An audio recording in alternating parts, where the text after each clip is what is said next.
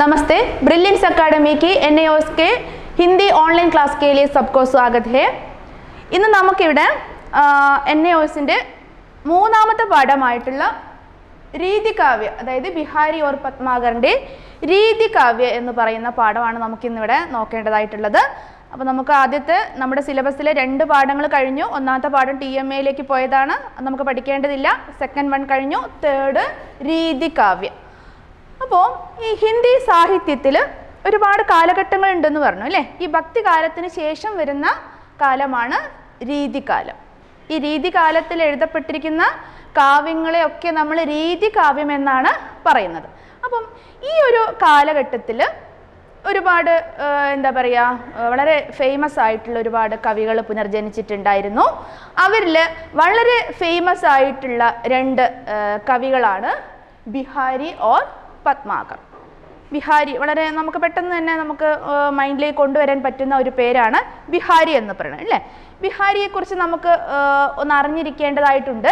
കാരണം ഇദ്ദേഹത്തിൻ്റെ കാവ്യങ്ങൾ നമ്മൾ പഠിക്കുന്ന സമയത്ത് അദ്ദേഹത്തെ കുറിച്ചിട്ട് 2-3 സെൻറ്റൻസുകൾ നമ്മൾ അറിഞ്ഞിരിക്കേണ്ടതായിട്ടുണ്ട്. ഹിന്ദി സാഹിത്യമേ ഭക്തികാൽ के बाद आने वाले काल है रीतिकाल. उस समय की प्रतिनिधि कवि है ബിഹാരി. അതായത് ആ കാലഘട്ടത്തിലെ വളരെ എന്താ പറയുക, നല്ല ഫേമസ് ആയിട്ടുള്ള നല്ല പ്രസിദ്ധനായി തീർന്നിരിക്കുന്ന ഒരു കവിയായിരുന്നു ബിഹാരി. അദ്ദേഹത്തിൻ്റെ രചനകളെയൊക്കെ ബിഹാരി സത്സൈ എന്നുള്ള രീതിയിലായിരുന്നു പറഞ്ഞിരുന്നത്. അപ്പം നമ്മൾ ഇദ്ദേഹത്തിനെ കുറിച്ചിട്ട് എഴുതുന്ന സമയത്ത് നമ്മൾ ഫസ്റ്റ് ആയിട്ട് സെൻറ്റൻസ് എന്ത് കൊടുക്കണം? ഹിന്ദി സാഹിത്യമേ ഭക്തികാൽ കെ ബാദ് രീതികാൽ ആത്താ ഹേ. രീതികാൽ की प्रमुख विशेषताओं है श्रृंगार वर्णन, प्रकृति चित्रण और भाव तथा ഭാഷാ का विलक्षण प्रस्तुतीकरण. അതായത് ആദ്യം രീതികാലത്തിനെ കുറിച്ചിട്ട് നമ്മൾ ചെറിയൊരു സെൻറ്റൻസ് പഠിച്ചു വെക്കേണ്ടതായിട്ടുണ്ട്. എന്താണ് രീതികാലം എന്നുള്ളത് അല്ലേ. ഭക്തി കാലഘട്ടത്തിൽ ഭക്തിയായിരുന്നു മുന്നിട്ട് നിന്നിരുന്നത്. അതായത് ഭക്തിയെക്കുറിച്ചിട്ടും ഈശ്വരൻ എന്ന സങ്കല്പത്തെക്കുറിച്ചിട്ടൊക്കെ ഹൈലൈറ്റ് ചെയ്ത് പറഞ്ഞിരുന്ന ഒരു കാലഘട്ടമായിരുന്നു ഭക്തികാലം എന്ന് പറയുന്നത്. അതിനുശേഷം വരുന്നതാണ് രീതികാലം, അതായത് ഭക്തികാലത്തിൻ്റെ സെക്കൻഡ് ഹാഫ്. അപ്പോൾ ഈ സമയത്ത് എഴുതപ്പെട്ടിരിക്കുന്ന രചനകളിലൊക്കെ ഒരുപാട് ശൃംഗാരരസം, ഇങ്ങനെയുള്ള ശൃംഗാരവർണ്ണനം അല്ലേ, റൊമാൻറ്റിക് ആയിട്ടുള്ള കാവ്യങ്ങൾ, പിന്നെ അതുപോലെ പ്രകൃതി ചിത്രം എന്ന് പറഞ്ഞാൽ നമ്മൾ പ്രകൃതിയെ കുറിച്ചിട്ട് വർണ്ണിക്കുക, നാച്ചുറലായിട്ടുള്ള പല കാര്യങ്ങളെ കുറിച്ചിട്ടും എടുത്തു പറയുന്നതായിട്ടുള്ളത്. ഓർ ഭാവ തഥാ ഭാഷാ കാ വിലക്ഷൺ, ഭാവം വളരെയധികം നമ്മുടെ മനസ്സിലേക്ക് ചേർന്ന് നിൽക്കുന്ന ഒരുപാട് ഫീലിങ്സ് കൊണ്ടുവരാൻ പറ്റുന്ന ഒരുപാട് കാവ്യങ്ങളായിരുന്നു രീതി കാലഘട്ടത്തിൽ എഴുതിയിരുന്നത്. പിന്നെ അതുപോലെ ഭാഷയെ നല്ല ഹൈലൈറ്റ്, അതായത് ഭാഷയ്ക്ക് ഒരു പ്രത്യേക മാറ്റങ്ങളൊക്കെ വന്നു. ആദ്യ കാലഘട്ടത്തിലും ഭക്തി കാലഘട്ടത്തിലൊക്കെ പ്രാകൃത ഭാഷ ഒരുപാട് യൂസ് ചെയ്തിട്ടുണ്ടായിരുന്നു. വ്രജഭാഷ, അവധി, മൈഥിലി, മാൾവ, ഇങ്ങനെയൊക്കെ ഒരുപാട് ഹിന്ദിയിൽ പ്രാകൃതമായിരിക്കുന്ന ഒരുപാട് ഭാഷകളുണ്ടായിരുന്നു. അപ്പോൾ അതിനൊക്കെ ചെറുതായി മാറ്റങ്ങൾ വന്നു തുടങ്ങിയത് ഈ ഒരു രീതി കാലഘട്ടത്തിലായിരുന്നു. അപ്പം ഇദ്ദേഹം ബിഹാരി സത്സൈ എന്ന് പറയുന്ന ഒരു പ്രസിദ്ധമായിട്ടുള്ള ഗ്രന്ഥം രചിച്ചിട്ടുണ്ടായിരുന്നു. അപ്പം നമ്മൾ ഇദ്ദേഹത്തിനെ കുറിച്ചിട്ട് എഴുതുന്ന സമയത്ത് കവി ബിഹാരിനെ ബിഹാരി സത്സൈ കി രചന കി ഹേ എന്ന് നമ്മൾ എഴുതണം. കാരണം നമ്മളത് പഠിക്കുന്നതുകൊണ്ട് നമുക്ക് 2 കാര്യമാണ്. ഒന്ന്, വലിയ ക്വസ്റ്റ്യൻസ് വരുന്ന സമയത്ത് അതിലേക്ക് ആഡ് ചെയ്യാൻ പറ്റും. അതുപോലെ ഒബ്ജക്റ്റീവ് ടൈപ്പ് ചോദിക്കാം, ബിഹാരി സത്സൈ കി രചന കിസ്നെ കിയ. അപ്പം നമ്മൾ ബിഹാരിയാണെന്ന് ആ പേരിൽ തന്നെ ഉണ്ട്, അപ്പം നമുക്ക് പെട്ടെന്ന് തന്നെ തിരിച്ചറിയാൻ പറ്റും. പിന്നെ അതുപോലെ തന്നെ അദ്ദേഹത്തിന് മറ്റൊരു പേരിൽ അറിയപ്പെട്ടിട്ടുണ്ടായിരുന്നു. എന്ത്? ബിഹാരിനെ ഗാഗർ മേ സാഗർ ബർദിയ ഹെ. ഗാഗർ മീൻസ് എർത്തേൺ പോട്ട്, അതായത് മൺകുട. ഒരു മൺകുടത്തിലേക്ക് ഒരു സാഗരത്തിനെ തന്നെ നിറയ്ക്കാൻ അദ്ദേഹത്തിന് കഴിഞ്ഞിരുന്നു എന്ന് പറഞ്ഞാൽ എന്താ, വളരെയധികം പവർഫുൾ ആയിട്ടുള്ള ഒരു എഴുത്തുകാരനായിരുന്നു ബിഹാരി. അതായത് ഒരു കുഞ്ഞു മൺകുടത്തിലേക്ക് ഒരു സാഗരത്തിന്, അത് സമുദ്രത്തിന് നിറയ്ക്കാൻ അദ്ദേഹത്തിന് കഴിഞ്ഞിരുന്നു പറഞ്ഞാൽ അദ്ദേഹത്തിൻ്റെ ജ്ഞാനം അപാരമായിരുന്നു എന്നാണ് അല്ലേ. അപ്പം ഈ ഒരു പേര് കേൾക്കുമ്പോൾ ബിഹാരി എന്ന് പറയുന്ന ഇദ്ദേഹത്തിനെ നമ്മൾ ഓർക്കേണ്ടതായിട്ടുണ്ട്. അപ്പോൾ ഇത്രയാണ് ബിഹാരിയെ കുറിച്ചിട്ട് നമുക്ക് പറയാനുള്ളത്. ഇനി ഇദ്ദേഹത്തിൻ്റെ ദോഹകളാണ് കേട്ടോ. ദോഹകൾ എന്ന് പറഞ്ഞാൽ എന്താണ്? ഈരടികളെയാണ് ദോഹ എന്നുള്ള രീതിയിൽ പറയുന്നത്. ഈരടികൾ 2 ലൈൻസിലൂടെ തന്നെ എന്താണോ ആ കവി പറയാൻ ഉദ്ദേശിച്ചത്, നമ്മളിലേക്ക് എന്ത് ഒരു അറിവാണോ എത്തിക്കാൻ ശ്രമിക്കുന്നത്, അത് ആ 2 ലൈൻസിലൂടെ തന്നെ പറയാൻ ആഗ്രഹിക്കുക കേട്ടോ. 2 ലൈനിലൂടെ തന്നെ വളരെ മഹത്തരമായിട്ടുള്ള സന്ദേശങ്ങൾ എത്തിക്കുക കേട്ടോ. അതാണ് ദോഹ. അത്രയും നമ്മൾ മനസ്സിലാക്കിയാൽ മതി. ഫസ്റ്റത്തെ ദോഹ എന്താണ്? കബ് കോ ഠേരത്ത് ദീൻ രഡ് ഹോത്ത് ന ശ്യാം സഹായ് തുംഹേ ലാഗി ജഗത് ഗുരു ജഗന്നാഥ് ജഗ്വായ് കേട്ടോ ഫസ്റ്റത്തത്. അപ്പം ഇത് ഒന്ന് വായിക്കുന്ന സമയത്ത് ഒന്ന് ശ്രദ്ധിക്കുക. ഇത്രയും പേരുകളൊക്കെ വരുന്നതൊക്കെ നമ്മൾ എന്തെങ്കിലുമൊക്കെ ഒരു സൂത്രങ്ങൾ കണ്ടുപിടിക്കുക മനസ്സിലാക്കാൻ വേണ്ടിയിട്ടുള്ള കേട്ടോ. കബ് കോ ഠേരത്ത് ദീൻ രഡ് ഹോത്ത് ന ശ്യാം സഹായ് തുംഹു ലാക്കി ജഗത് ഗുരു ജഗന്നാഥ് ജഗ്വായ്. അങ്ങനെ എടുത്തെടുത്ത് ഓരോന്നോരോന്ന് പറയുന്നുണ്ട്. അപ്പോൾ ഇങ്ങനെയുള്ള ഒരു ദോഹ നമുക്ക് തന്നിട്ട് എക്സാമിന് തന്നിട്ട് അത് എക്സ്പ്ലെയിൻ ചെയ്യാൻ നമ്മളോട് പറയും എന്താണ് അതുകൊണ്ട് ഉദ്ദേശിച്ചിരിക്കണമെന്ന്. അപ്പോൾ നമ്മൾ എഴുതുന്ന സമയത്ത് ഫസ്റ്റ് നമ്മൾ എന്ത് കൊടുക്കണം? പ്രസംഗം എന്ന് കൊടുക്കണം. പ്രസംഗം എന്ന് പറഞ്ഞാൽ അതിൻ്റെ സിറ്റുവേഷൻ അതെന്താണ്, അതായത് ഒരു 1-2 സെൻറ്റൻസ് നമ്മളതിൽ കൊടുക്കണം. അതിനുശേഷം നമ്മൾ എന്ത് ചെയ്യണം? അത് എക്സ്പ്ലെയിൻ ചെയ്യണം. അതെന്താ അതിൻ്റെ കണ്ടൻറ് എന്താ, അതിന് നമ്മൾ ഹിന്ദിയിൽ വ്യാഖ്യ എന്നാണ് പറയുക. അപ്പം രണ്ടാമതായിട്ട് വ്യാഖ്യ കൊടുക്കണം. മൂന്നാമത് അതിൻ്റെ നമ്മൾ എന്തെങ്കിലും അല്ലേ അതിൻ്റെ ഭാവാർത്ഥം എന്ന് പറയും ഹിന്ദിയിൽ അല്ലേ, അത് കൊടുക്കുക. അങ്ങനെ 3 സെക്ഷനായിട്ട് നമ്മൾ എഴുതി കഴിഞ്ഞാൽ വളരെ നല്ലതാണ്. നമുക്ക് അത്രയും മാർക്ക് സ്കോർ ചെയ്യാൻ പറ്റും. അപ്പം ഈ ഒരു ദോഹയുടെ മീനിങ് നമുക്കൊന്ന് നോക്കാം. എന്താണ്? പ്രസംഗം എന്ന് പറഞ്ഞാൽ സിറ്റുവേഷൻ അല്ലേ. കബ് കോ ഠേരത്ത് ദീൻ രഡ്, അതായത് ഇദ്ദേഹം ബിഹാരി പറയുകയാണ്, ഈശ്വരനോടായിട്ട് പറയുകയാണ് കേട്ടോ. എന്താ പറഞ്ഞിരിക്കുന്നത്? പ്രസ്തുത് ദോഹ രീതികാൽക്ക് പ്രതിനിധി കവി ബിഹാരി കി ഹെ എന്നൊക്കെ നമ്മൾ എഴുതണം കേട്ടോ. ഈ ഒരു ദോഹ കണ്ടു കഴിഞ്ഞാൽ നമ്മൾ ഇത് ബിഹാരിയുടേതാണ് എന്ന് നമ്മൾ കൊടുക്കണം. പിന്നെ ബിഹാരി സത്സേ ലിയാ ഗയാ ഹെ എന്നും കൊടുക്കുക. അതായത് ബിഹാരി സത്സേ എന്ന് പറഞ്ഞാൽ അദ്ദേഹത്തിൻ്റെ ഒരുപാട് കാവ്യങ്ങളൊക്കെ ചേർത്ത് ഒരുപാട് ദോഹകളും പദങ്ങളൊക്കെ ചേർത്തിട്ടുള്ള ബിഹാരി സത്സേ എന്ന് എടുത്തതാണെന്നുള്ള ആ 2 ലൈൻ നമ്മളവിടെ കൊടുക്കുക. അപ്പം തന്നെ നമുക്ക് 1 മാർക്കൊക്കെ അവിടെ വീഴും കേട്ടോ. പിന്നെ വരുന്നത് വ്യാഖ്യ എന്നുള്ളതാണ്. വ്യാഖ്യാനത്തിലാണ് നമ്മൾ ഇതിൻ്റെ ഡീറ്റെയിൽ കൊടുക്കുക. എന്താണ്?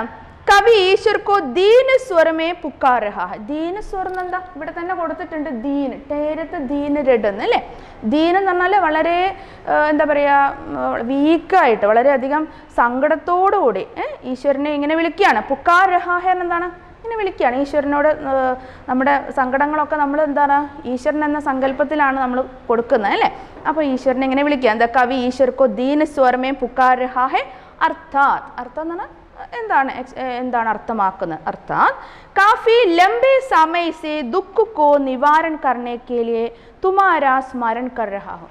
അതായത് ഇദ്ദേഹം ഈശ്വരനോട് പറയാണ്, ഞാൻ ഒരുപാട് കാലമായിട്ട് നിന്നെ എന്താണ് ഇങ്ങനെ വിളിച്ചുകൊണ്ടിരിക്കുക അല്ലേ. നമ്മൾ എന്ത് നമുക്ക് വിഷമം വരികയാണെങ്കിലും നമ്മൾ സന്തോഷകരമായ ഒരു കാര്യം നമ്മൾ വരികയാണെങ്കിലും ഒക്കെ നമ്മൾ സന്തോഷത്തിന് നമ്മൾ അധികം ഈശ്വരനെ വിളിക്കില്ല, സങ്കടം വരുമ്പോൾ മാത്രമാണ്. പക്ഷേ ഈ ഒരു 2 ടൈം അല്ലേ നമ്മുടെ ഫീലിംഗ് അല്ലേ, നമ്മൾ അത്രയും ദുഃഖത്തിലിരിക്കുന്ന സമയത്താണ് ഈശ്വരനെ നമ്മളൊന്ന് ഓർക്കുകയും അദ്ദേഹത്തിന് വിളിക്കുകയും ചെയ്യണം അല്ലേ.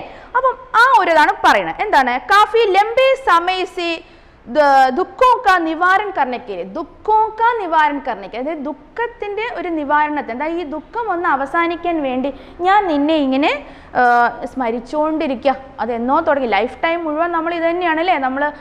നമ്മുടെ ജനനം തൊട്ട് മരണം വരെ നമ്മൾ എന്തെങ്കിലും പ്രശ്നങ്ങൾ വരുമ്പോൾ നമ്മൾ ഈശ്വരനിലേക്ക് ശ്രദ്ധ പോകും നമുക്കല്ലേ. അപ്പോൾ ഇദ്ദേഹം പറയും ഞാൻ ഇങ്ങനെ ഈശ്വരനെ സ്മരിച്ചുകൊണ്ടിരിക്കുകയാണ്. അതാണ് ഫസ്റ്റത്തെ ആ ഒരു ലൈന് കൊണ്ട് ഉദ്ദേശിക്കുന്നത്. പിന്നെ ഹേ ശ്രീകൃഷ്ണ, അതായത് കൃഷ്ണ സങ്കല്പമാണ് അദ്ദേഹത്തിനുള്ളത്. ഹേ ശ്രീകൃഷ്ണ തും മേരി മദത് നഹി കർത്തെ. പക്ഷെ നീ എന്താണ് നീ ഒരിക്കലും എന്താണ് ഹെൽപ്പ് ചെയ്യുന്നില്ല. മദത് മീൻസ് എന്താണ്? ഹെൽപ്പ് അല്ലേ, സഹായം. നീ എന്നെ ഒരിക്കലും സഹായിക്കുന്നില്ല. മേരി ദുഃഖോ കോ ദൂർ നഹി കർത്തെ. എൻ്റെ ദുഃഖത്തെ നീ എന്താണ് ഇല്ലാതെ ആക്കുന്നില്ല. നീ എന്നിൽ നിന്ന് എൻ്റെ ദുഃഖത്തെ ഇല്ലാതെ ആക്കുന്നില്ല. പിന്നെ ഹേ ജഗത് കെ സ്വാമി, അതാണ് ഈ താഴെ തന്നിരിക്കുന്ന ജഗത് ഗുരു, ജഗന്നാഥ്, ജഗ്വായ് എന്നൊക്കെ ഈശ്വരൻ്റെ മറ്റൊരു നെയിമായിട്ടാണ് ഇതിൽ കൊടുക്കുന്നത്. അപ്പോൾ നമുക്ക് കണ്ടാൽ തന്നെ നമുക്ക് മനസ്സിലാവും അത് കേട്ടോ. അപ്പോൾ ഇതിൽ ഹേ ജഗത് കെ സ്വാമി ലഗ്താ ഹേ കി തുമേ ഭി ഈ സംസാർ കി ഹവ ലഗ് ഗയി ഹേ. പക്ഷെ നീയും എന്താണ് ഈ ഒരു ലോകത്തിൻ്റെ കാറ്റേറ്റ് കഴിഞ്ഞോ? അങ്ങനെ പറഞ്ഞാൽ എന്താണ്? നമ്മൾ ലൗകികമായിട്ടുള്ള ജീവിതം നമ്മൾ അവസാനിപ്പിച്ച് ഗോഡ് എന്ന സങ്കല്പം നമ്മൾ ഉണ്ടെങ്കിലും നമ്മൾ എല്ലാ മതത്തിലും എന്താണ് നമ്മൾ ഈശ്വരനിലേക്ക് എത്തുക എന്നുള്ള ഒരു വിശ്വാസമുണ്ട് അല്ലേ. നമ്മൾ നന്മ ചെയ്തു കഴിഞ്ഞാൽ അവസാനം നമ്മൾ ഈശ്വരനിലേക്ക് എത്തിച്ചേരും എന്നുള്ള ഒരു വിശ്വാസം നമ്മൾ ഓരോ മതത്തിലും ഉണ്ട് അല്ലേ. അപ്പം ഇവിടെ നമ്മൾ ഓരോരുത്തരും എന്താണ് തെറ്റുകൾ ചെയ്യുന്നുണ്ട്, നല്ല കാര്യങ്ങൾ ചെയ്യുന്നുണ്ടെങ്കിൽ അതിനിടയിൽ ഒരുപാട് തെറ്റുകൾ നമുക്ക് വന്നു പോകുന്നുണ്ട് അല്ലേ. ലൗകികമായിട്ടുള്ള സുഖങ്ങളിലൊക്കെ ചേർന്ന് നിൽക്കുമ്പോൾ നമുക്ക് കുറച്ച് തെറ്റുകളൊക്കെ നമ്മുടെ ജീവിതത്തിൽ സംഭവിക്കാം. അപ്പം നീയും ഈശ്വരനോട് പറയാം, നീയും എന്താണ് ഈ ലോകത്തിൻ്റെ കാറ്റേറ്റ് കഴിഞ്ഞു, അതായത് നീയും ഈ ലോകത്തിൻ്റെ ആളുകളെ പോലെ തന്നെ, ഈ ലോകത്തിലെ ഓരോ പ്രാണികളെ പോലെ തന്നെ നീയും ആയി കഴിഞ്ഞോ എന്നാണ് അദ്ദേഹം ചോദിക്കുന്നത് കേട്ടോ. ജയ്സെ ഈസ് ദുനിയാക്കെ സബ് ലോക അപ്പനെ ആപ് സെ മസ്ത് രഹത്തെ ഹെ. അതെന്തുകൊണ്ട് അദ്ദേഹം പറയണത്, നമ്മുടെ ഈ ലോകത്തിൻ്റെ തന്നെ ഒരുപാട് സുഖ സൗകര്യങ്ങളിൽ നമ്മളിങ്ങനെ എന്താ പറയുക രസിച്ചുകൊണ്ട് നടക്കുകയാണ് അല്ലേ. നമ്മൾ നമ്മുടെ സുഖത്തിനായിട്ട് നമ്മൾ പല കാര്യങ്ങളും ചെയ്യുന്നുണ്ട് അല്ലേ. അപ്പോൾ അതുപോലെ ഈശ്വര നീയും എന്താണ് ഇതിലേക്കൊക്കെ ചേർന്ന് കഴിഞ്ഞ ഒരു മനുഷ്യനെ പോലെ ആയി തീർന്നോ നീ, അതുകൊണ്ടാണോ നീ എൻ്റെ സങ്കടങ്ങൾ കേൾക്കാത്തത് എന്നൊക്കെ ചോദിക്കാം. കോയി കിസി കി ദുഃഖ് മേ ഹാത്ത് നഹി ബാഡ്താ ഓർ अपनी പ്രശംസ ഓർ പ്രഭുതാക്ക ആനന്ദ് ലേത്താ രഹത്താ അല്ലേ. നമ്മൾ മനുഷ്യരെന്താണ് നമ്മുടെ സുഖത്തിനും നമ്മുടെ കാര്യങ്ങൾക്കും വേണ്ടി മാത്രമാണ് നമ്മൾ പ്രയത്നിക്കുന്നത്, മറ്റുള്ളവരിലേക്ക് നമ്മളൊന്നും ശ്രദ്ധ കൊടുക്കുന്നില്ല. അപ്പോൾ അതുപോലെ എന്താ ഈശ്വരൻ നീയും അതുപോലെ ആയോ, നീ എൻ്റെ സങ്കടങ്ങളൊന്നും കേൾക്കുന്നില്ലേ എന്നുള്ളത് മാത്രമാണ് കേട്ടോ ഈ 2 ലൈൻ കൊണ്ട് പറയുന്നത്. അതായത് ഈശ്വരനിലേക്ക് എത്തുന്നില്ലേ എൻ്റെ സങ്കടങ്ങളൊന്നും എന്ന് ചോദിക്കുന്നതാണ്. അപ്പോൾ ഇത്ര എഴുതിയാൽ മതി. പിന്നെ വരുന്നത് അതിൻ്റെ ഭാവാർത്ഥം. ഭാവാർത്ഥം എന്ന് പറഞ്ഞാൽ എന്താണ്, അതിൻ്റെ മോറൽ എന്താണ് ഉദ്ദേശിച്ചിരിക്കുന്നത്, എന്താണ് കവി അപ്പനെ ദുഃഖക്ക് നിവാരണ കേലി ഈശ്വരക്കോ പുക്കാർ രഹാ. കവി തൻ്റെ ദുഃഖ നിവാരണത്തിനായിട്ട് ഈശ്വരനെ ഇങ്ങനെ വിളിച്ചുകൊണ്ടിരിക്കുക, അത്രയേ ഉള്ളൂ അതിൽ കൊടുക്കുന്നത് കേട്ടോ. അപ്പോൾ നമ്മൾ ഇപ്പോൾ പറഞ്ഞിരിക്കുന്ന ഒരു 3 സ്റ്റെപ്പ് ചെയ്യാം. രണ്ടാമത്തെ സ്റ്റെപ്പാണ് കുറച്ചൊന്ന് കൂടുതൽ വേണ്ടത്. അതിൽ 2-3 സെൻറ്റൻസ് ആഡ് ചെയ്താൽ നമുക്ക് ആ ഒരു കാര്യം ക്ലിയർ ആയി കേട്ടോ. പിന്നെ നെക്സ്റ്റ് വരുന്നത് കനക് കനക് തൈ സൗഗുനി മാതകത അതികായ് വാ ഖായേ ഭൗരാത് ഹേ യാ പായേ ഭൗരായ് കേട്ടോ. ഇതൊക്കെ ഭാഷ പ്രാകൃത ഭാഷയാണ്, നമ്മളിപ്പോൾ യൂസ് ചെയ്യുന്ന ഹിന്ദിയല്ല. അതുകൊണ്ട് തന്നെ നമുക്ക് ചിലപ്പോൾ മനസ്സിലാക്കിയെടുക്കാൻ കുറച്ച് ബുദ്ധിമുട്ടുണ്ടാവും. അപ്പോൾ അതുകൊണ്ട് ഓരോ സെൻറ്റൻസിലും ഓരോ ലൈനിലും നമ്മൾ എന്ത് ചെയ്യണം, നമ്മൾ ഏതാണ് വേർഡുകൾ എങ്ങനെയെന്നൊക്കെ നമ്മൾ നോക്കി വയ്ക്കുക. അപ്പോൾ കനക് കനക് എന്നൊക്കെ കണ്ടു കഴിഞ്ഞാൽ പെട്ടെന്ന് മനസ്സിലാവും അല്ലേ, ബിഹാരിയുടേതാണെന്ന് മനസ്സിലാക്കുന്ന രീതിയിൽ നമ്മൾ ചെയ്യുക. കനക് കനക് തൈ സൗഗുനി മാതകത അതികായ്. അതായത് കനക്ക് എന്ന് പറഞ്ഞാൽ എന്താ, ഗോൾഡ് എന്നുള്ള മീനിങ് ആണ് അല്ലേ. നമ്മളൊക്കെ എന്താണ് ഈ ലോകത്ത് ജീവിക്കുന്ന നമ്മൾ ഓരോരുത്തരും നമ്മൾ പണം സമ്പാദിക്കാനും അതുപോലെ സ്വർണത്തിനോടൊക്കെ നമുക്കൊരു പ്രത്യേക ലഹരിയാണ് അല്ലേ, അതിന് അഡിക്റ്റ് ആയ പോലെയാണ് നമ്മളല്ലേ.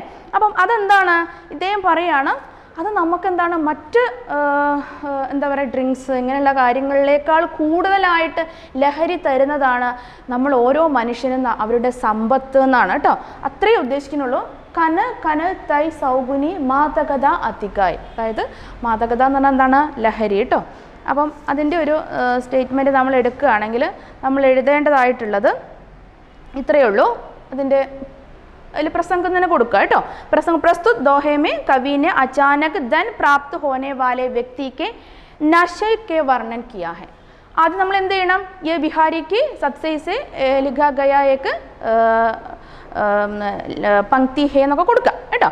അതിനുശേഷം നമ്മൾ എന്ത് കൊടുക്കുക, പ്രസ്തുत दोहे में कवि ने अचानक എന്ന് പറഞ്ഞാൽ അപ്രതീക്ഷിതമായിട്ട് എന്താണ്, ധന പ്രാപ്ത് ഹോനേവാലെ വ്യക്തിക്ക് നശ. അതായത് നമ്മൾ പ്രതീക്ഷിക്കാതെ നമ്മുടെ കൈകളിലേക്ക് പൈസ വന്നു കഴിഞ്ഞാൽ നമ്മൾ അത് എത്രമാത്രം നമ്മൾക്കത് ലഹരിയായി തീരുന്നു. അതായത് നമ്മളൊരു 100 രൂപ കിട്ടിയ ആൾക്ക് 1000 രൂപ കിട്ടാനായിരിക്കും ആഗ്രഹം അല്ലേ. 1000 കിട്ടുന്നവന് അതൊരു ലക്ഷമാക്കാൻ ആഗ്രഹിക്കും അല്ലേ. നമ്മൾ എത്രയാണോ നമ്മുടെ കയ്യിൽ പൈസ കിട്ടുന്നത് അതിൻ്റെ ഇരട്ടിയാക്കാനേ നമ്മളിങ്ങനെ ആഗ്രഹിച്ചുകൊണ്ടിരിക്കുകയുള്ളൂ അല്ലേ.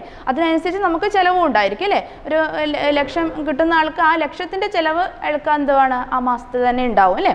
അപ്പോൾ അതുപോലെ നമ്മളെന്താണ് അതിൻ്റെ പിന്നാലെ പോയിക്കൊണ്ടിരിക്കുക, പണത്തിൻ്റെയും സ്വത്തിൻ്റെയും ഒക്കെ പിന്നാലെ പോയിക്കൊണ്ടിരിക്കുന്ന ഒരു കാലഘട്ടമാണ് അല്ലേ. അപ്പം ഇതെന്താണ്, മറ്റ് ഫിസിക്കലായിട്ടും കാണുന്ന മറ്റ് ലഹരി തരുന്ന പദാർത്ഥങ്ങളെക്കാൾ ലഹരിയാണ് ഒരു മനുഷ്യൻ എന്താണ്, ധനം എന്നാണ് ഈ ഒരു ദോഹ, ഈ 2ാമത്തെ ദോഹയിൽ പറയണത് കേട്ടോ. അപ്പോൾ അതിന് സെക്കൻഡായിട്ട് വ്യാഖ്യാനം കൊടുക്കുക. വ്യാഖ്യയിൽ എന്ത് കൊടുക്കണം, सोने में दत्तूरे से 100 गुना अधिक नशा होता है. दत्तूര മീൻസ് കൈൻഡ് ഓഫ് ഫ്രൂട്ട്, ഒരു ഫ്രൂട്ടിനാണ് ദത്തൂര എന്ന് പറയുക കേട്ടോ. അത് കുറച്ച് എന്താണ് പോയ്സനാണ്, പക്ഷെ ചിലതൊക്കെ നമ്മൾ ചില മെഡിസിനിലൊക്കെ യൂസ് ചെയ്യാറുണ്ട്. അപ്പോൾ സോനേമേ ദത്തൂരെ സെ 100 ഗുന അധിക നശ ഹോത്താ ഹെ. അതായത് സ്വർണത്തിലും അതുപോലെ ഇത് 2 വേർഡ് കൊടുത്തിട്ടുണ്ട്. കനക് കനക്, ഫസ്റ്റ് കനക് എന്നുള്ളത് ഗോൾഡ് സോന, സെക്കൻഡ് എന്താണ് ഒരു ഫ്രൂട്ടിനെയാണ് കനക് എന്ന് പറയുന്നത് കേട്ടോ. അപ്പം ആ ഒരു ഫ്രൂട്ട് എന്താണ്, ചിലർ നമ്മളിപ്പോൾ കഞ്ചാവ് പോലെയുള്ള സംഭവങ്ങളൊക്കെ ഒരു ചെടിയാണ് അല്ലേ, അത് ലഹരി തരുന്നതാണ്. അതുപോലെ ഒരു ഫ്രൂട്ടാണ് ദത്തൂര എന്ന് പറയുന്നത്. അപ്പോൾ അതിനേക്കാൾ എന്താണ് നമുക്ക് ലഹരി തരുന്നതാണ് ഗോൾഡ് എന്നാണ് പറയുന്നത് കേട്ടോ. സോനേമേ ദത്തൂരേസെ സൗഗുനാധിക്, അതായത് സൗഗുന മീൻസ് ഡബിൾ, അതായത് 100ൽ അതിൻ്റെ ഡബിളായിട്ട് അല്ലേ, അതിൻ്റെ ഡബിളായിട്ട് കൂടുതലായിട്ട് ഇരട്ടിയായിട്ട് നമുക്ക് ലഹരി തരുന്നു കേട്ടോ.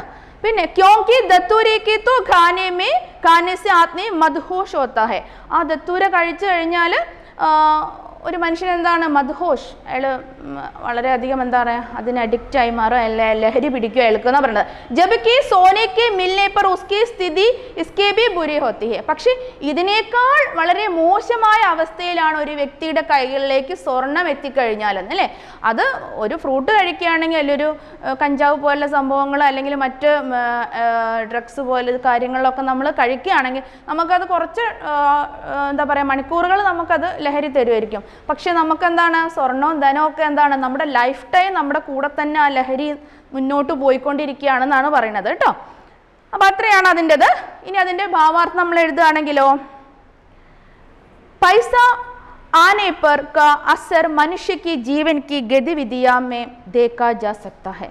അതായത് ഒരു മനുഷ്യന് പൈസ എത്തിക്കഴിഞ്ഞാൽ, അയാളുടെ കൈകളിലേക്ക് പൈസ എത്തിക്കഴിഞ്ഞാൽ എന്താണ് ആ മനുഷ്യൻ്റെ ജീവിതത്തിന് തന്നെ മാറ്റങ്ങൾ സംഭവിക്കുന്നു എന്ന് അല്ലേ. അതുവരെ ജീവിച്ച ഒരു മനുഷ്യനായിരിക്കില്ല, അയാളുടെ കൈകളിലേക്ക് പൈസ എത്തിക്കഴിഞ്ഞാൽ അയാളുടെ ചിന്താഗതിക്ക് തന്നെ മാറ്റം വരുന്നു എന്ന് കേട്ടോ. അപ്പോൾ അത്രയാണ് രണ്ടാമത്തെ ദോഹയിൽ പറയുന്നത്. ഇനി തേർഡ് വണ്ണാണ്.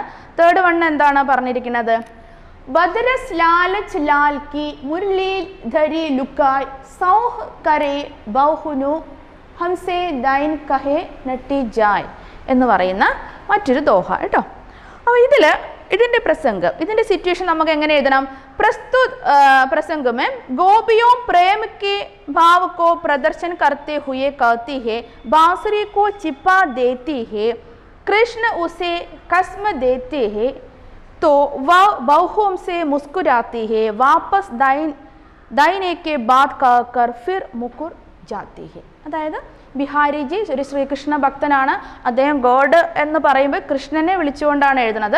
അപ്പോൾ ഇവിടെ ശ്രീകൃഷ്ണൻ എന്ന് പറഞ്ഞാൽ വളരെ റൊമാൻറ്റിക് ആയിട്ടുള്ളൊരു പേഴ്സണാണ്. അദ്ദേഹം ഒരുപാട് ഗോപികമാരുടെ കൂടെ കളിച്ച് രസിച്ചൊക്കെ വളർന്ന ഒരു വ്യക്തിയാണ്. അതുകൊണ്ട് തന്നെ ഓരോ ഗോപികമാരും എന്താണ് അദ്ദേഹത്തിൻ്റെ പ്രസൻസ് ആഗ്രഹിച്ചിരുന്നു, അദ്ദേഹവുമായി ഒരുപാട് സംസാരിക്കാൻ ആഗ്രഹിച്ചിരുന്നു. അപ്പോൾ ആ ഒരു സിറ്റുവേഷനാണ് ഇദ്ദേഹം ഈ ഒരു ദോഹയിൽ എടുത്തിട്ടുള്ളത്. എന്താ പറഞ്ഞിരിക്കുന്നത്, ഗോപിയോക്കോ കൃഷ്ണ സേ ബാത് കർണ അച്ഛ ലഗ്താ ഹെ, ഓരോ ഗോപികമാരും എന്താണ് കൃഷ്ണനോട് സംസാരിക്കാൻ അതിനുള്ള ഒരു വേദി ഉണ്ടാക്കി തീർക്കുക ചെയ്യുന്നത്. അതായത് അവരിലേക്ക് കൃഷ്ണൻ്റെ നോട്ടം എത്തിച്ചേരാൻ വേണ്ടിയിട്ട് ഓരോ ഗോപികമാരും ഓരോ കാര്യങ്ങൾ ചെയ്യാണ്. അതായത് കൃഷ്ണനോട് ഒരു നേരം സംസാരിക്കാൻ, അദ്ദേഹത്തിൻ്റെ ഒരു നോട്ടം അവരിലേക്ക് എത്തിപ്പെടാൻ വേണ്ടിയിട്ട് അവർ ചെയ്യുന്ന പല കാര്യങ്ങൾ കേട്ടോ. അപ്പോൾ അതാണ് എന്ത്, ഗോപികോക്കോ കൃഷ്ണ സേ ബാത് കർണ അച്ഛാ ലഗ്താ, കൃഷ്ണനോട് സംസാരിക്കുക എന്നുള്ളത് അവർക്ക് ഏറ്റവും നല്ലതായിട്ട് തോന്നുന്നൊരു കാര്യമാണ്. അതിനുവേണ്ടി കോയി ഏക്ക് ഉൻകി ബാസുരി, അതിന് വേണ്ടിയിട്ട് എന്ത് ചെയ്തു, ഒരു ഗോപിക എന്താ ചെയ്തത്, ഏക്ക് ഉൻകി ബാസുരിക്കോ ചിപ്പാ ദേത്തി ഹെ, ബാസുരി മീൻസ് ഫ്ലൂട്ട് കേട്ടോ, അതായത് ഓടക്കുഴലിലാണ് ബാസുരി എന്ന് പറയുന്നത്. അപ്പം ആ ഗോപിക എന്താ ചെയ്തത്, ഒരു ദിവസം ആ ഒരു ഓടക്കുഴലെടുത്ത് ചിപ്പാലെത്തി ഒളിപ്പിച്ചു വെച്ചു. അപ്പം കൃഷ്ണൻ്റെ കയ്യിൽ എപ്പോഴും കാണുന്ന ഒരു ഇൻസ്ട്രുമെൻ്റ് ആണ് ഈ ഓടക്കുഴൽ അല്ലേ, ബാസുരി. നമ്മൾ ഹിന്ദിയിൽ ബാസുരി എന്ന് പറയും. ഈ ബാസുരി എപ്പോഴും എന്താണ് കൃഷ്ണൻ്റെ കൈകളിൽ ഉണ്ടായിരിക്കും അല്ലേ. അപ്പോൾ അത് ഒന്ന് മാറ്റി വെച്ച് കഴിഞ്ഞാൽ എന്തായാലും എന്താണ് ശ്രീകൃഷ്ണൻ അത് അന്വേഷിച്ചു കൊണ്ടിരിക്കും അല്ലേ. അപ്പം ഇതിന് വേണ്ടിയിട്ട് എന്ത് ചെയ്തു, ഗോപിക അത് മാറ്റി വയ്ക്കുകയാണ്. അതായത് ശ്രീകൃഷ്ണ സേ ബാസുരി കോ ചിപ്പാ ലേത്തി ഹെ देती है, कृष्ण उसे कसम देते दे तो बाहों से मुस्कुराते हैं. അപ്പം ശ്രീകൃഷ്ണൻ ഇങ്ങനെ അവരോട് ഇങ്ങനെ ചോദിച്ചുകൊണ്ടിരിക്കുന്നുണ്ട്, എന്താ ഓരോ ആളുകളോടും എൻ്റെ ഓടക്കുഴൽ എവിടെ. അപ്പോൾ ശ്രീകൃഷ്ണൻ മനസ്സിലാവുന്നുണ്ട് ഈ ഒരു ഗോപിക ഇത് ഒളിപ്പിച്ച് വെച്ചിട്ടുണ്ട് എന്നല്ലേ. അപ്പോൾ അതുകൊണ്ട് തന്നെ അദ്ദേഹം എന്താണ് അവളോട് ഇങ്ങനെ ചോദിക്കുകയാണ്, നീ എൻ്റെ ഓടക്കുഴൽ കണ്ടോ, നീ എടുത്തോ എന്ന് ചോദിക്കുകയാണ്. അപ്പം ഈ ഗോപിക എന്താ പറയണത്, ഞാൻ കണ്ടില്ല, ഞാൻ എടുത്തില്ല. അപ്പം ആ അത്രയും ടൈം സ്പെൻഡ് ചെയ്യാനായിട്ട് അവർ ആഗ്രഹിക്കുകയാണ്. പക്ഷേ ശ്രീകൃഷ്ണൻ അറിയാൻ എന്താണ് അവിടെ കൈകളിൽ ആ ഓടക്കുഴലുണ്ട്. അപ്പം അതുകൊണ്ട് തന്നെ ഒരു കള്ളച്ചിരിയോടുകൂടി, അതാണ് ബഹുവംസെ മുസ്കുരാത്തിഹന്, ബഹു മീൻസ് പുരികക്കൊടി ഇങ്ങനെ വളച്ചിട്ടൊന്ന് ചിരിക്കുക. അതായത് ഇവിടെ റൊമാൻറ്റിക് ആയിട്ട് അവരെ നോക്കി ഇങ്ങനെ ചിരിക്കുകയാണ് ശ്രീകൃഷ്ണൻ ചെയ്യുന്നത്. വാപ്പസ് ദേനേക്കോ ബാത് കർ ഫിർ മുക്കുർ ജേത്തി ഹെ, അതായത് തിരിച്ചു തരൂ എന്ന് പറഞ്ഞിട്ട് അദ്ദേഹം അവരോട് ഇങ്ങനെ സംസാരിക്കും. അതായത് ആ ഒരു സിറ്റുവേഷൻ ഉണ്ടാക്കിയെടുക്കാൻ വേണ്ടിയിട്ട് ആ ഗോപിക ചെയ്തൊരു കാര്യമായിരുന്നു ഓടക്കുഴൽ മാറ്റിവെക്കുക എന്നുള്ളത് കേട്ടോ. പിന്നെന്താണ് അതിൻ്റെ ഭാവാർത്ഥം? ഗോപിയാം ശ്രീകൃഷ്ണയ്ക്ക് പ്രേമസേ അനുരക്ത് ഹേ. അപ്പം ഇതിൽ നിന്ന് നമ്മൾ മനസ്സിലാക്കണത് എന്താണ്? ഗോപികവും എന്ന് പറഞ്ഞാൽ ഗോപികമാർ അല്ലേ, ഗോപികമാർ ശ്രീകൃഷ്ണസേ പ്രേമതേ, ശ്രീകൃഷ്ണനോട് പ്രേമമായിരുന്നു, അതുകൊണ്ട് തന്നെ പ്രേമസേ അനുരക്ത് ഹേ, അതായത് ആ പ്രേമം ഇങ്ങനെ കണ്ടിന്യൂ ചെയ്യാൻ അവർ ആഗ്രഹിക്കുകയായിരുന്നു. അത്രയാണ് ആ ഒരു മൂന്നാമത്തെ ദോഹയിൽ പറയുന്നത്. പിന്നെ ഫോർത്ത് വൺ എന്താണ്? कहलाते एकत बसत अहि मयूर मृग बाग जगत तपोवन सौ किए दीरक दाक निदाक എന്നുള്ള ഒരു ദോഹയാണ് കഹ്ലാനെ എക്കത്ത് ബസത്ത്. അപ്പോൾ ഇതിലൂടെ ഒരു നാച്ചുറൽ ആയിട്ടുള്ള, അതായത് പ്രകൃതി ചിത്രീകരണമാണ് അദ്ദേഹം ഈ ഒരു ദോഹയിലൂടെ ചെയ്യാൻ ആഗ്രഹിക്കുന്നത്. ഇതിൻ്റെ സിറ്റുവേഷൻ എന്ന് പറയുന്നത് പ്രസ്തുത ദോഹേ മേ കവി ദ്വാര പ്രകൃതി കാ ചിത്രം കിയാ ഗയാ ഹൈ. ഈ ഒരു ദോഹയിലൂടെ അദ്ദേഹം പ്രകൃതിയാണ് ഇവിടെ ചിത്രീകരിക്കുന്നത്.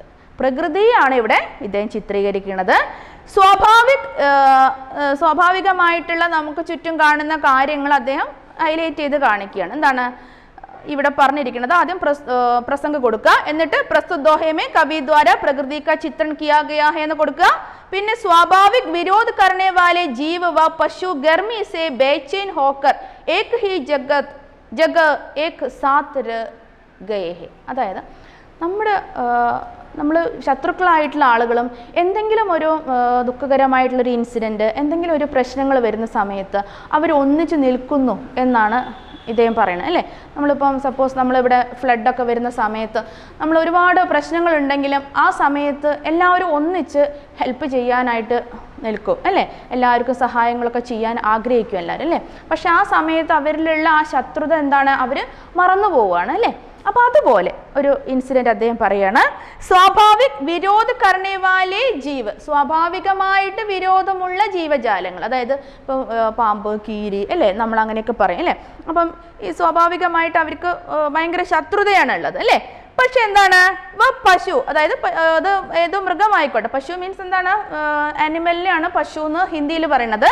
അപ്പോൾ പശു ഗർമി സേ ബേച്ചൈൻ ഹോക്കർ, നല്ല ചൂട് വരുന്ന സമയത്ത്, അതായത് കാട്ടുതീ ഇങ്ങനെയുള്ള കാര്യങ്ങളൊക്കെ വരുന്ന സമയത്ത് കാടുകളിലൊക്കെ എന്താണ് അവരൊന്നിച്ച് ഏക് ഹി ജഗ ഏക് സാത്ത്, അതായത് ഒന്നിച്ച് ഒരു സ്ഥലത്ത് അവർ നിൽക്കുന്നു. അതായത് ആ സമയത്ത് അവരിൽ എന്താണ് മറ്റുള്ളവരോട് ഒരു ദേഷ്യവും കാര്യവും ശത്രുതയും ഒന്നും ആ സമയത്ത് വരുന്നില്ല. അത് എന്തിനോടാണ് ഇദ്ദേഹം ഇവിടെ ഉപമിച്ചിരിക്കുന്നത്? തപോവനത്തിനോടാണ്. തപോവൻ അല്ലേ, ജഗത് തപോവൻ. തപോവൻ എന്ന് പറഞ്ഞാൽ തപസ് ചെയ്യുന്ന വനം അല്ലേ, തപോവൻ. സന്യാസിമാരൊക്കെ തപം ചെയ്യുന്ന സ്ഥലം അല്ലേ. ആ തപം ചെയ്യുന്ന അതിൻ്റെ ആ ഒരു പോസിറ്റീവ് എനർജി അവിടെ എപ്പോഴും ഫീൽ ചെയ്യുന്ന ഒരു സ്ഥലമാണ് ഈ തപോവനം എന്ന് പറയുന്നത് അല്ലേ. അപ്പം ഇവിടെ എന്താണ്, എല്ലാ പക്ഷി മൃഗാദികളും ഒന്നിച്ച് നിൽക്കുന്നു. അതുപോലെ നമ്മുടെ ഭൂമിയിലും എന്തെങ്കിലും ഒരു പ്രശ്നം വരുന്ന സമയത്ത് ജീവജാലങ്ങൾ ഒന്നിച്ചു കൂടുന്നു എന്ന ഒരു വലിയൊരു സന്ദേശമാണ് അദ്ദേഹം ഇതിൽ പറയുന്നത്.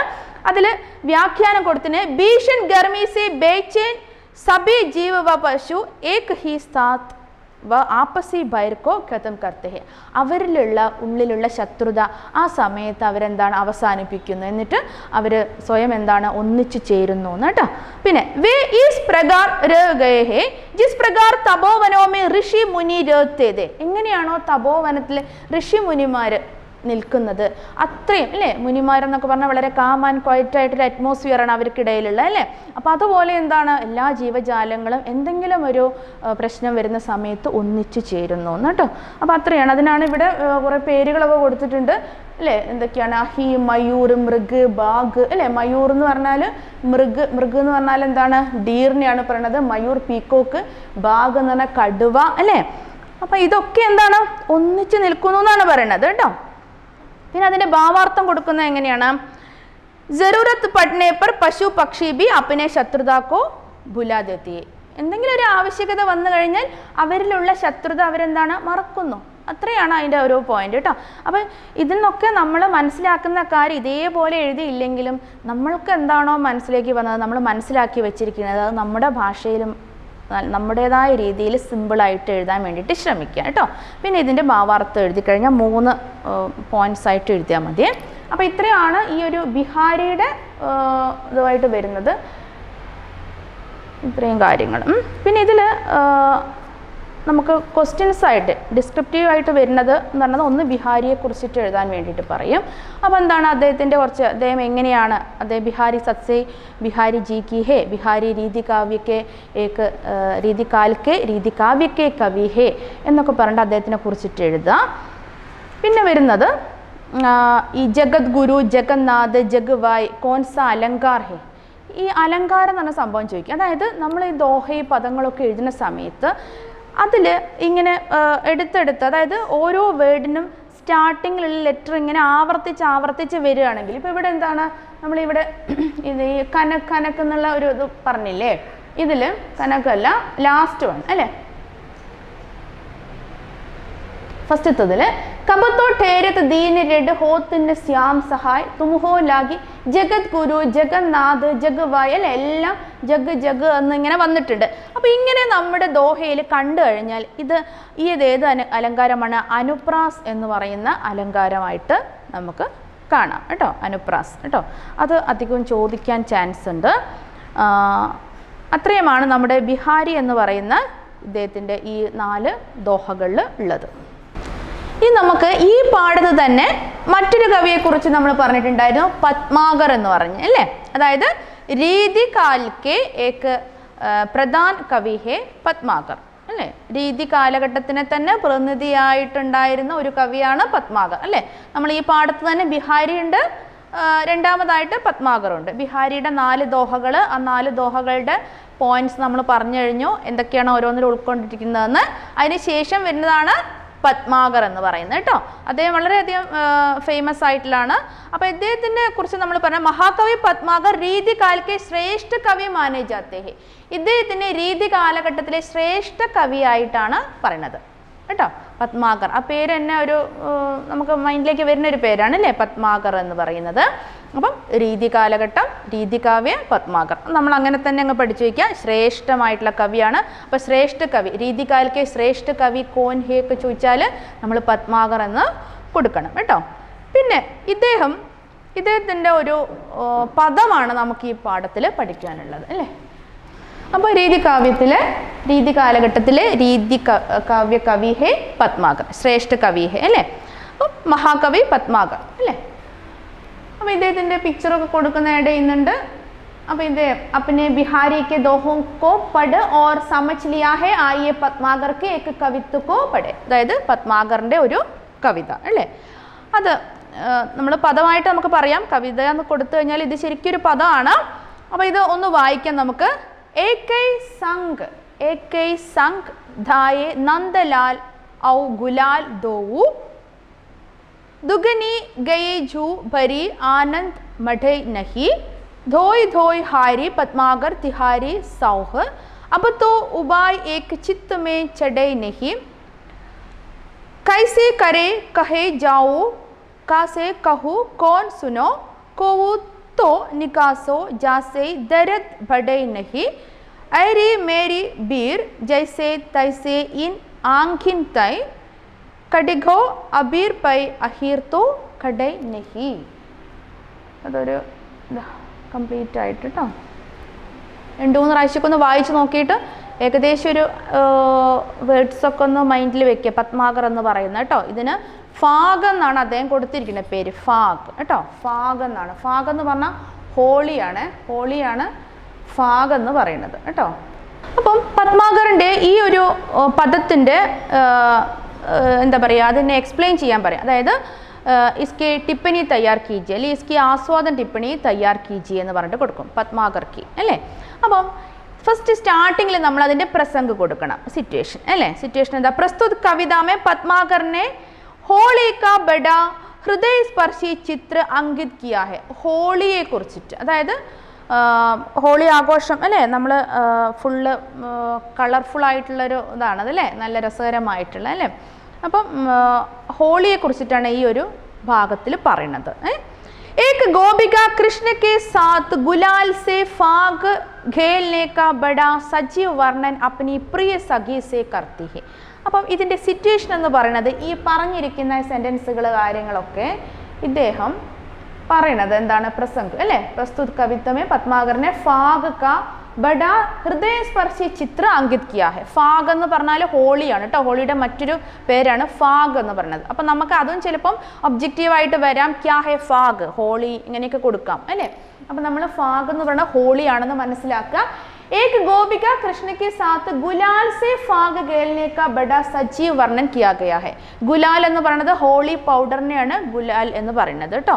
അപ്പോൾ ഹോളി പൗഡർ കൊണ്ട് കളിച്ചുകൊണ്ടിരിക്കുന്ന ഒരു ഗോപിക തൻ്റെ കൂട്ടുകാരിയോടായിട്ട് പറയുന്ന കാര്യമാണ് ഈ ഒരു കവിതാ ഭാഗത്തിലുള്ളത്. एक गोपिका कृष्ण के साथ गुलाल से फाग खेलने. ഒരു ഗോപിക കൃഷ്ണൻ്റെ കൂടെ, കൃഷ്ണനും ഗോപികമാരെല്ലാവരും കൂടെ ഇങ്ങനെ ഹോളി ആഘോഷിക്കുകയാണ് ഹോളി പൗഡർ കൊണ്ട്. അപ്പം അതിൽ വളരെയധികം സജീവമായിട്ട് കളിച്ചുകൊണ്ടിരിക്കുന്ന ഒരു ഗോപിക തൻ്റെ കൂട്ടുകാരിയോടായിട്ട് പറയുന്നതായിട്ടാണ് ഇതിന് സിറ്റുവേഷൻ കേട്ടോ. പിന്നെ നമ്മൾ അതിന് വ്യാഖ്യാനം കൊടുക്കുക. वसंत से जुड़ा एक उत्साह उमंग का त्योहार जिसे होली कहते हैं അല്ലേ? വസന്തകാലത്ത് സ്പ്രിംഗ് ഡേയ്സിൽ അല്ലേ? വസന്തകാലവുമായി കണക്ട് ചെയ്ത് കിടക്കുന്ന വളരെയധികം നമുക്ക് എന്താ പറയുക സന്തോഷം നൽകുന്ന അല്ലേ? നമ്മുടെ ഉള്ളിൽ ഹാപ്പിനെസ് കൊണ്ടുവരുന്ന ഒരു മനോഹരമായ ഫെസ്റ്റിവലാണ് ഹോളി അല്ലേ? ഇസി കാ ദൂസര നാം ഹെ ഫാഗ്. ഇതിൻ്റെ മറ്റൊരു നെയിമാണ് ഫാഗ് എന്ന് പറയുന്നത്. ഇതിൽ ഇസ് കവിതാമേ ഏക് ഗോപിക കാ കഥൻ ഹെ. ഈ കവിതയിൽ ഒരു ഗോപികയുടെ കഥൻ, അതായത് കഥൻ എന്ന് പറഞ്ഞാൽ സ്റ്റേറ്റ്മെന്റ് എന്നൊക്കെയാണ്, അല്ലാതെ അവർ പറയുന്ന അവരുടെ ഒരു അഭിപ്രായവും അവരുടെ മനസ്സിലുള്ള കാര്യമാണ് ഇവിടെ പറഞ്ഞുകൊണ്ടിരിക്കുന്നത്. എന്താണ്? ഉസ്കി പരേശാനി ക്യാ ഹെ. അവർക്ക് എന്തോ ഒരു പരേശാനി, ആകെ ഒരു ടെൻസ്ഡ് ആണ്. എന്താണ്? ഹോളിക്ക ഉടുത്ത ഗുലാൽ ജോ ഗോപിക കി ആങ്ക് മേ ചലാ ഗയാ ഹെ. ഈ ഹോളിയിൽ ഇങ്ങനെ പറന്നുകൊണ്ടിരിക്കുന്ന പൊടി, അതായത് ഈ ഹോളി പൗഡർ ജോ ഗോപികാക്കി ആങ്കമേ ചലാ ഗയാ ഹെ, അത് ഗോപികയുടെ കണ്ണിൽ അകപ്പെട്ടിരിക്കുകയാണ്. അതായത് ആ ഗോപികയുടെ കണ്ണിലേക്ക് ഈ പൊടി വീണിരിക്കുകയാണ്. ഉസ്കെ സാത്ത് നന്ദലാൽ ബി ആങ്കമേ ബസ് ഗയേ ഹെ. പക്ഷെ അതിന് കൂടെ തന്നെ എന്താണ്? നന്ദലാൽ. നന്ദലാൽ തന്നെ ശ്രീകൃഷ്ണനെയാണ് നന്ദലാൽ എന്ന് പറയുന്നത്. അപ്പൊ അവിടെയും ഒരു ഒബ്ജക്റ്റീവ് നമ്മൾ മനസ്സിലാക്കണം. കോൻ ഹേ നന്ദലാൽ, നന്ദലാൽ കിസ്ക നാം ഹേ, ഇങ്ങനെയൊക്കെ ചോദിക്കാം. ശ്രീകൃഷ്ണനെയാണ് നന്ദലാൽ എന്നുകൊണ്ട് പറയുന്നത് കേട്ടോ. അപ്പൊ ഇവിടെ ഉസ്കെ സാത്ത്, ആ കണ്ണിൽ ആ പൗഡർ വീണ സമയത്ത് തന്നെ അവരുടെ കണ്ണിലേക്ക് എന്താണ്? നന്ദലാൽ ബി ആങ്കുമേ ബസ്കിയേ. ആ നന്ദലാൽ അതായത് ശ്രീകൃഷ്ണൻ അവരുടെ കണ്ണിൽ ഇങ്ങനെ വസിക്കുകയാണ്. അതായത് കണ്ണിലേക്ക് ശ്രീകൃഷ്ണൻ വന്നു പോവാണ്. नंदलाल की आंखों में बस जाने का दर्द दूर करने के लिए वह क्या नहीं समझ पा रही है. नंदलाल के आंखों में बस जाने का, അതായത് അവരുടെ കണ്ണുകളിൽ പൊടി അവർ കഴുകി കളഞ്ഞു പോകുന്നുണ്ട്. പക്ഷെ എന്താണ്? ഈശ്വരൻ, അതായത് ശ്രീകൃഷ്ണൻ എന്ന് പറയുന്ന അല്ലേ അവരിഷ്ടപ്പെടുന്ന ആ വ്യക്തി എന്താണ്? അവരുടെ കണ്ണിൽ നിന്ന് മാഞ്ഞു പോകുന്നില്ല. അവരെന്താണ്? അവരെ എടുത്തു മാറ്റാൻ ആ ഗോപികയും ആഗ്രഹിക്കുന്നില്ല. ശ്രീകൃഷ്ണൻ എന്താണ്? അവരുടെ കണ്ണിൽ നിന്ന് മാഞ്ഞു പോകുന്നില്ല എന്നാണ് ഇവിടെ പറയുന്നത് കേട്ടോ. നന്ദലാൽ കി ആങ്കോ മേ ബസ് ജാനെ കി ദർദ് ദൂർ കർനെ കെ ലിയെ വ ക്യാ നഹി സമച്ചാ പാ രഹാ ഹെ. അവർക്ക് മനസ്സിലാവുന്നില്ല എന്തുകൊണ്ടാണ് ശ്രീകൃഷ്ണൻ എൻ്റെ കണ്ണിൽ നിന്നും മാഞ്ഞു പോവാത്തത്. അബീർ തോ ജൈസെ തൈസെ നിഗൽ ഗയ. അബീർ എന്ന് പറഞ്ഞാൽ ഹോളി പൗഡർ, ഗുലാൽ അല്ലേ? അബീർ തോ ജൈസെ തൈസെ നിഗൽ ഗയ ഹെ. അത് എങ്ങനെയെങ്കിലും നമുക്ക് എന്താണ്? നമ്മുടെ കണ്ണുകളിൽ നിന്നും നമുക്ക് മായ്ച്ചു കളയാവുന്നതാണ്. पर അഹീർ നെഹി, അഹീർ മീൻസ് ശ്രീകൃഷ്ണ, പക്ഷെ അഹീർ എന്താണ്? ഒരിക്കലും എന്താണ് ഇതൊന്നും ആവുന്നില്ല. അപ്പൊ അബീർ അഹീർ എന്ന് പറഞ്ഞാൽ രണ്ട് വേർഡുകളാണ്. അബീർ എന്ന് പറയുന്നത് ഗുലാൽ അല്ലേ, ഹോളി പൗഡർ ആണ്. അഹീർ എന്ന് പറയുന്നത് ശ്രീകൃഷ്ണ കേട്ടോ. അപ്പൊ ഇവിടെ ഇമ്പോർട്ടൻ്റ് ആയിട്ടുള്ള സെന്റൻസ് ആണ്. ആ സെന്റൻസ് നമ്മൾ എന്തായാലും ഈ ഒരു കവിതാഭാഗം തന്നു കഴിഞ്ഞ് എഴുതണം. എന്താണ്? അബീർ തോ ജൈസെ തൈസെ Nigel Gaya.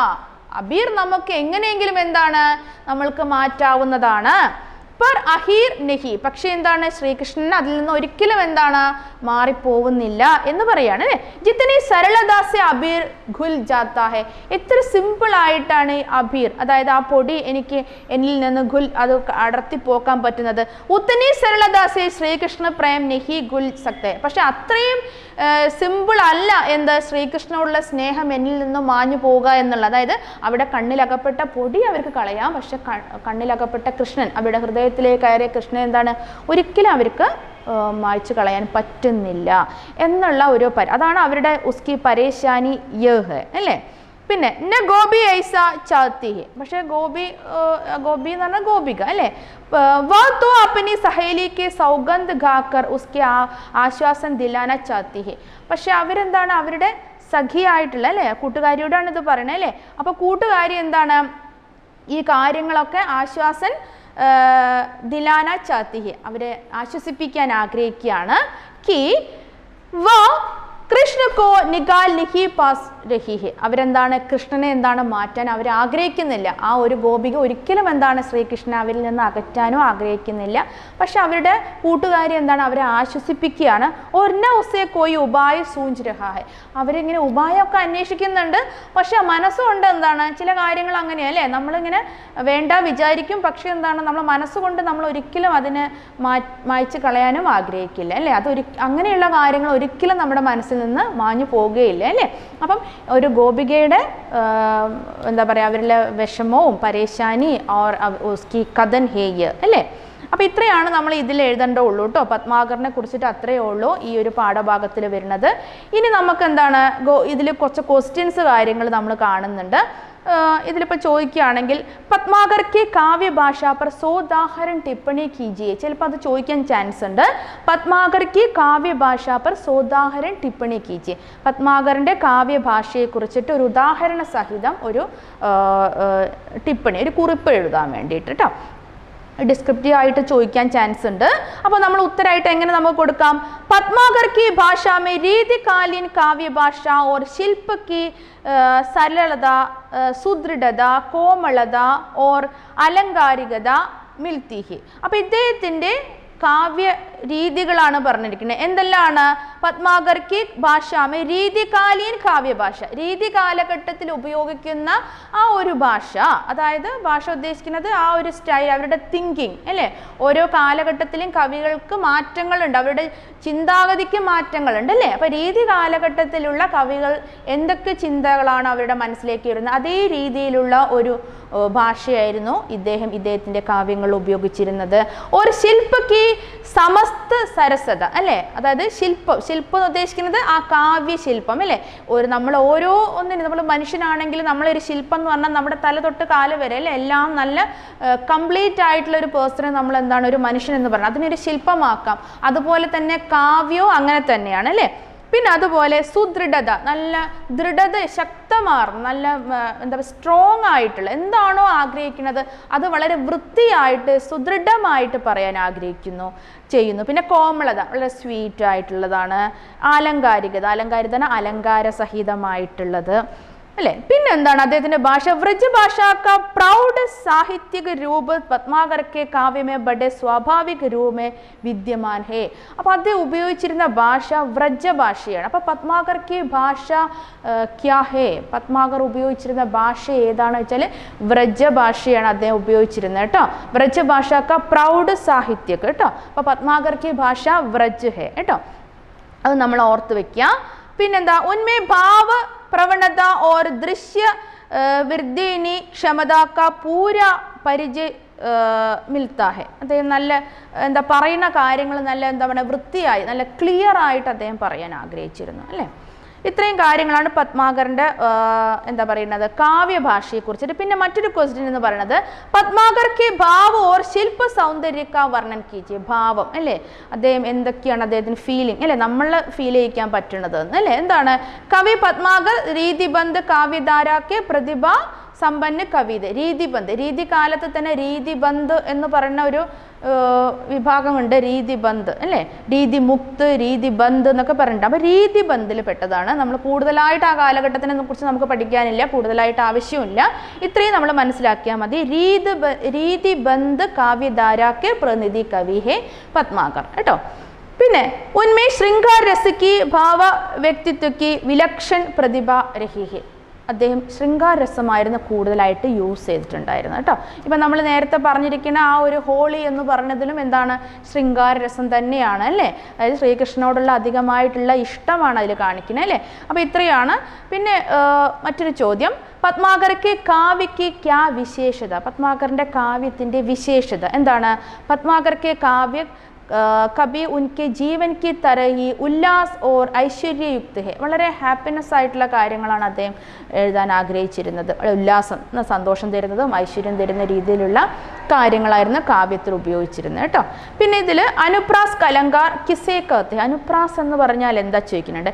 Jab Ek he ധ്വനി യാ വർണ്ണ കി പുനരാവർത്തി ഹോത്തി ഹെ, അതായത് ഞാൻ നേരത്തെ പറഞ്ഞ പോലെ അത് വീണ്ടും വീണ്ടും ഇങ്ങനെ ആവർത്തിച്ച് വരിക. അതായത് ഏക് ഹി ധ്വനി, ഒരു ശബ്ദം വീണ്ടും ഇങ്ങനെ അടുത്ത ആ വരിയിൽ തന്നെ നെക്സ്റ്റ് വേർഡിൽ ആവർത്തി വരും. ഇപ്പം ജഗന്നാഥ്, ജഗദ്ഗുരു ഇങ്ങനെയൊക്കെ പറയില്ല. അപ്പം ജഗ് ജഗ് ഇങ്ങനെ ആവർത്തിച്ച് വരുന്നത് കേട്ടോ. പുനരാവർത്തന റിപ്പീറ്റ് ചെയ്തുകൊണ്ടിരിക്കുക. ഇതിനെയാണ് നമ്മൾ അനുപ്രാസ് എന്ന് പറയുന്നത്. അപ്പോൾ ഇത്രയൊക്കെ നമ്മൾ നോക്കിയാൽ മതി. ബിഹാരിയുടെയും ഈ രീതി കാവ്യത്തിൽ ബിഹാരിയുടെ 4 ദോഹകൾ, പത്മാകറിൻ്റെ ഒരു ഹോളി എന്ന് പറയുന്ന കവിത, ഇതിൻ്റെ കുറച്ച് കാര്യങ്ങൾ നമ്മൾ മനസ്സിലാക്കി വയ്ക്കുക. ബിഹാരിയും പത്മാകറും രീതികാലത്തിലെ കവികളാണെന്ന് ഓർത്ത് വയ്ക്കുക. അവർ ഉപയോഗിച്ചിരുന്ന ഭാഷകൾ വ്രജഭാഷയാണെന്ന് മനസ്സിലാക്കി വയ്ക്കുക. ഇത്രയാണ് ഈ പാഠത്തിൽ ഉള്ളത് കേട്ടോ. അപ്പോൾ ഇത്രയോടുകൂടി നമുക്ക് ഈ പാഠം, ഈ 3ാമത്തെ പാഠം ഇവിടെ സ്റ്റോപ്പ് ചെയ്യാം. ഇനി നെക്സ്റ്റ് പാഠം നമുക്ക് എടുക്കാം.